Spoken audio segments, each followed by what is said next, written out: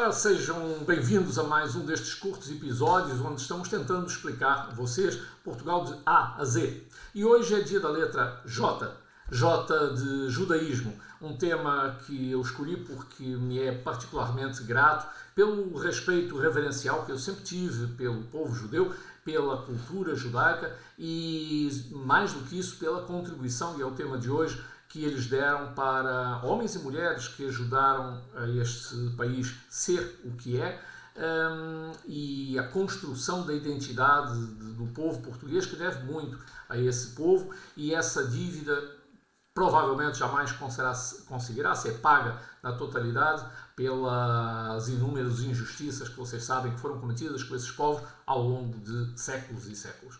E, portanto, não fazemos mais do que a nossa obrigação por termos, inclusive, na Glamour, uma rota das judiarias, onde podemos levar vocês, os que se interessarem, obviamente, pelo tema, a ver esse património arquitetónico, mas, sobretudo, imaterial, da contribuição e do encontro desses dois povos, dessas duas culturas, que resultaram naquilo que é hoje o povo português e a história de Portugal, que, como eu disse, foi marcada logo desde o início, porque na fundação de Portugal eles estiveram presentes e ajudaram.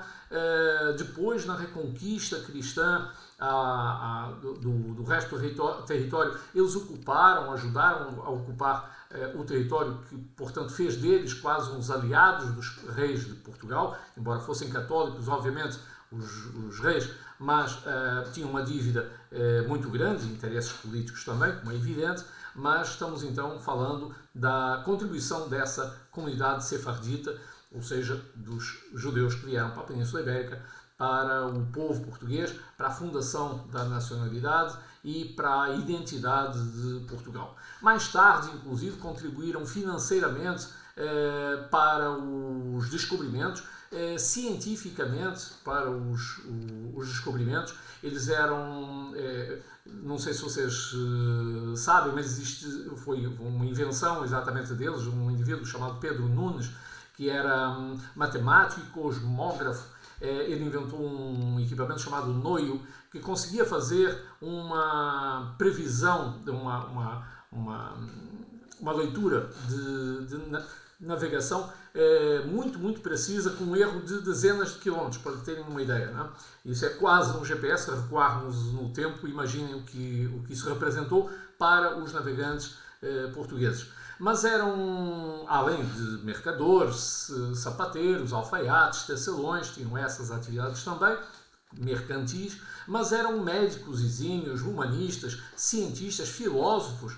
Vocês devem ter ouvido falar de Baruch Spinoza. Ele não nasceu aqui porque os pais acabaram sendo expulsos de Portugal e foram para a Holanda, é onde ele nasce, mas esse é mais um dos exemplos que mostrava o alto grau de instrução que esses povos sempre tiveram ao longo de séculos, ao longo de milénios, e que colocaram à disposição, obviamente, dos inúmeros governos e monarcas portugueses, exatamente para que conseguissem fazer isso, regular os impostos, enfim, toda essa parte que requeria ciência, o povo judeu esteve sempre envolvido. Então, a primeira injustiça foi cometida em Espanha, porque eles foram expulsos e, como eles imaginavam que era inclusive uma coisa provisória, foi por isso que eles ficaram em cidades que hoje visitamos, como Trancoso, Belmonte, Guarda, Castelo de Vide, que ficam muito próximas da fronteira espanhola, porque imaginaram que em breve poderiam retornar às suas atividades e às suas localidades. Isso acabou não acontecendo, aconteceu até o oposto. Ou seja, o rei espanhol pressionou o governo português, o rei português, em 1496 para que os expulsasse. E isso, eles tiveram três atitudes. Uns saíram realmente, abandonaram o país, Portugal. Outros se converteram e passaram-se ao cristianismo, passaram a ser chamados cristãos novos e tinham que dar provas disso, ir à missa, enfim, dar provas disso. E depois havia então esses se tinham convertido mesmo interiormente, mas a esmagadora maioria tinha quase duas personalidades né? Uma exterior, pública, e a outra que era dentro de portas onde professavam a sua fé, mas de uma forma secreta, e esses ficaram conhecidos como marranos ou como cripto-judeus. Então, ainda hoje, quando nós vamos exatamente a cada uma dessas cidades, Belmonte é famosa pelo fato de ser a cidade de Natal de Pedro Álvares Cabral. Ainda hoje nós passamos nessas ruas, a Rua Nova, a Rua Direita, a Rua da Estrela, a Rua Espinosa, enfim, são evidências da localização de judiarias.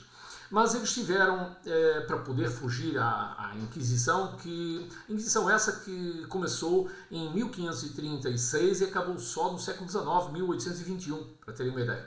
Então eles tinham que ter vários subterfúgios.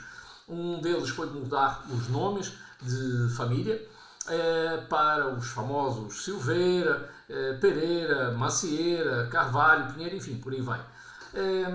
E desenvolver também dentro de portas alguns estratagemas para serem fiéis à sua fé, não comerem comida com porco, com carne de porco. Então, até a própria alheira que nós temos hoje, famosa na gastronomia portuguesa, sobretudo aqui em Trás-os-Montes, no norte ou no interior, que é um enchido feito com várias carnes, mas exceto o porco, né? Então, quando a Inquisição entrava pela porta dentro, via os chouriços pendurados.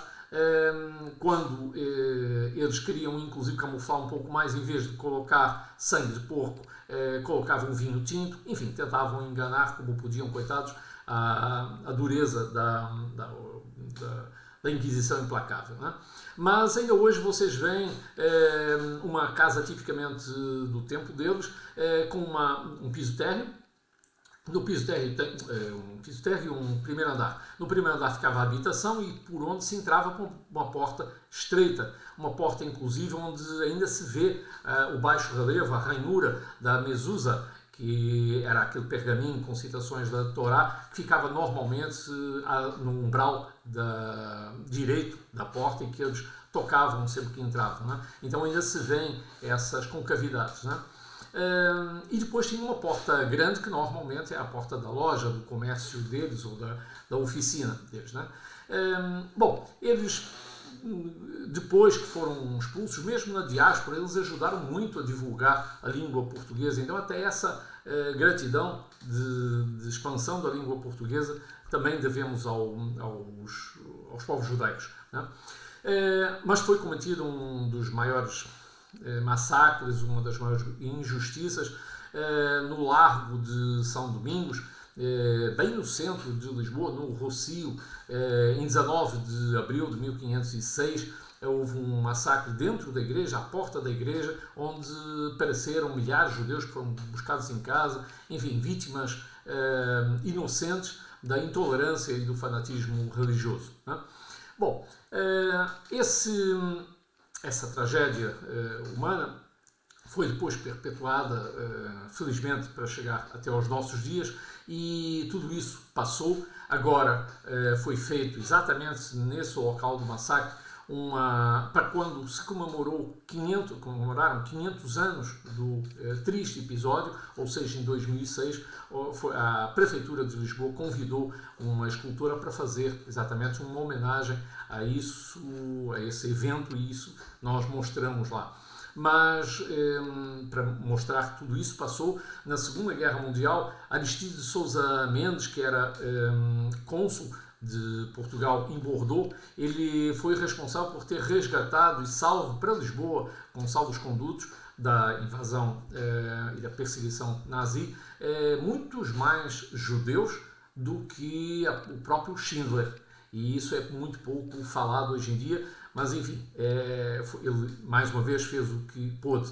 Mas a maior gratidão, e para englobar num chapéu toda essa história, toda essa contribuição e todo esse respeito reverencial que nós temos pela cultura judaica, finalmente vai haver um novo museu, que teremos com certeza a oportunidade de levar vocês lá, chamado Tikva, que em hebraico quer dizer esperança. Esperança que isso nunca mais se volte a repetir, a esperança de que as novas gerações aprendam com a história e que vai, museu esse, que vai reunir 2000 anos de história da letra J de judaísmo em Portugal. Muito obrigado.